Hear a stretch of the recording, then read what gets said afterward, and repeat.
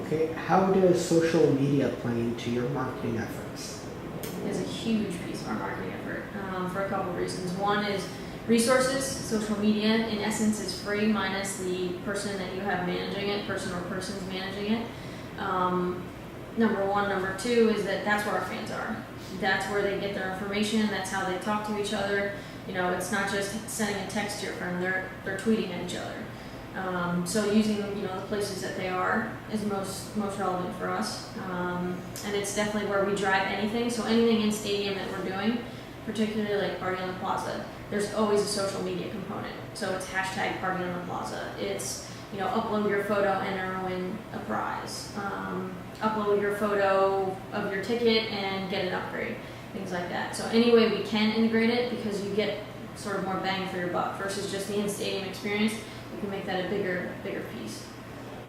A lot of people talk about the 4 P's of marketing: price, place, pricing, promotion. Can you talk about that a little bit? Because that's the more theory side that people talk about, and then the actual applied side of that. Sure. I mean, we all learn about 4 P's in our marketing principles class, I'm sure. It's just a matter of, because I also teach an event marketing class at St. Joe's now, and I think the biggest thing that I've seen from that is that students get too caught up in, okay, well, this is what the book says.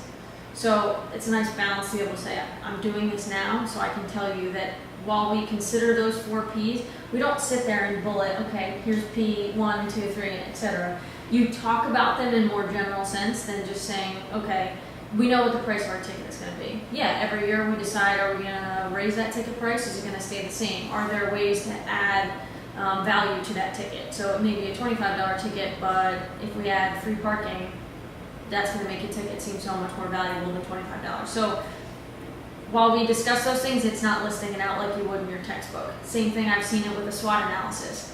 Everybody gets caught up on strengths and weaknesses are internal and opportunities and threats are external, because that's what the book says.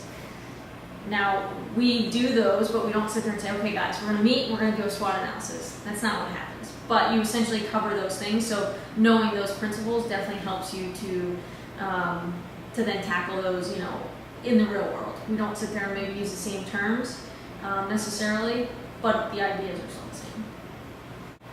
Okay. And last, a lot of people buy tickets now from StubHub or other secondary market sources. How do you think that's impacting either the pricing strategy or the marketing strategy for the Philadelphia Union or any other team? It's definitely a concern. Sports teams, no matter what sport you're in. I know for us, we have our own secondary marketplace, so it's a secured marketplace, meaning that if you buy a ticket and then you decide to sell it, we would know buyer and seller. Whereas if we're getting it, say someone bought off StubHub, we know who's coming in the building, we don't know who sold it. So I think that's been helpful for us to try and manage that process. It also helps us guide people. Obviously with our River Inn and the Sons of Ben section, that's not for everybody. Maybe the family of 4 with a young child doesn't want to stand there because they have to stand the whole game and they're chanting the whole game pretty loudly. So we try to help mitigate that by saying, okay, here's where maybe this type of demographic of ticket buyer should go. I also know that the Flyers have done a partnership with StubHub to, again, try and control as much as you can with the secondary marketplace. The other big thing is season tickets. So you want to make sure that you're, as much as you can, shouting the benefits of being a season ticket holder and also the price break, so that your season ticket has a value outside of, okay, you may sell one of your games if you're a season ticket holder on a secondary marketplace, but you as the buyer aren't getting those same benefits. Maybe the season ticket holder gets free parking, they get loyalty points, so you want to, as much as you can, have some added value to your season tickets so that there's less of that secondary marketplace happening. It's going to happen no matter what, but that also will help you control your pricing. It's funny, the things that I remember most from school that I'm using now, I guess they have more to do with business aspects, and that's probably because I wasn't actually sport marketing or sport management, so we were inundated with business classes. But things such as SWOT analysis, strengths, weakness, opportunities, threats, POLE, we had all these acronyms, planning, organizing, leading, evaluating. Those type of things are kind of the information that I run through when I'm trying to either plan an event or put a team together, to run a program. I'd say as far as marketing, the things that I take away were just teamwork in school, all the group projects, getting everyone's ideas and making, choosing the best idea. Those group projects, as much as you might hate them, it's kind of like the real world. It's in an office setting. You have to be able to get along with A, B, C, D, and E in order to get the best product, in my opinion. It's not necessarily just going to be you working on something. So probably the professors are like cringing that I'm not remembering any of my marketing stuff, but learning to work with people has been like the biggest takeaway, I think, from school, and then translating that into everyday life. It is a balancing act with all the constituents.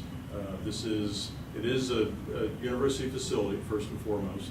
It's a athletic facility, so we do have a priority system. It's in our policies and procedures about how, if somebody requests the use of the building, who gets first dibs, second dibs, and so on and so on.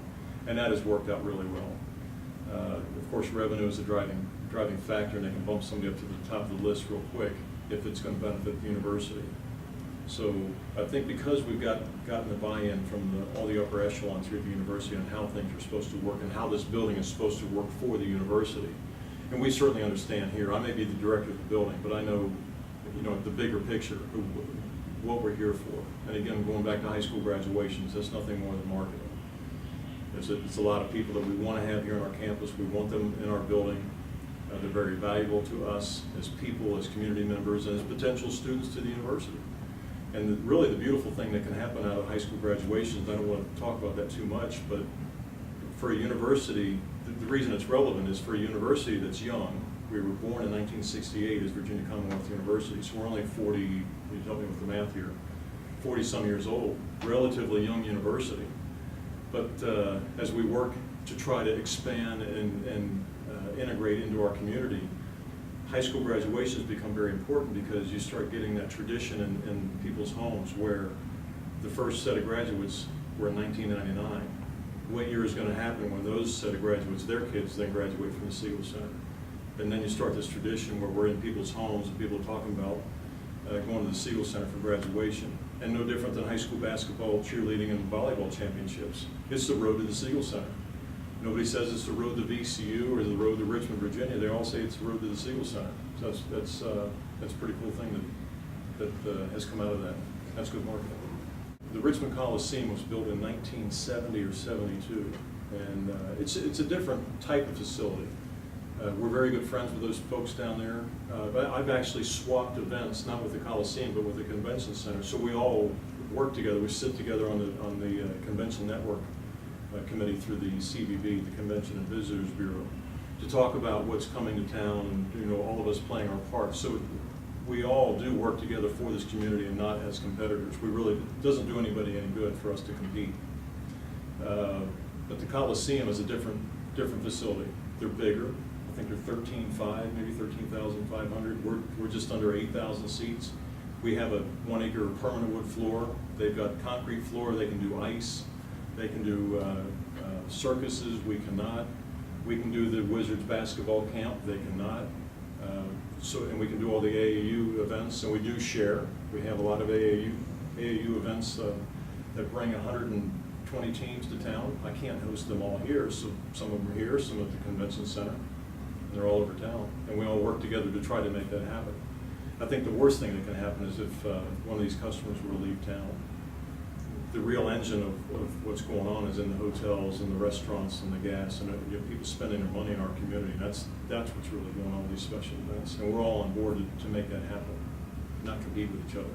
And that's, today it's beautiful, but tomorrow it could be a completely different day, with could be thunderstorms, and luckily today it's 5th of July, so it's another beautiful day, hopefully another sellout.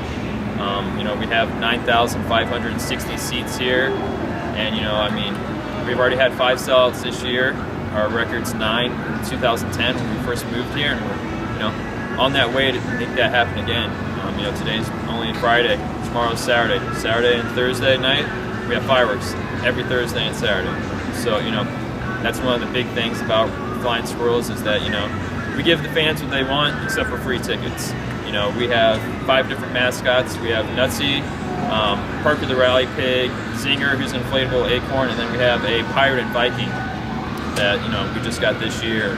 And we're just trying to, you know, have a different angle for everyone, from kids to grown-ups, you know, all the different things that we have going on. It's all about, you know, making the fans feel that they're at home as much as possible.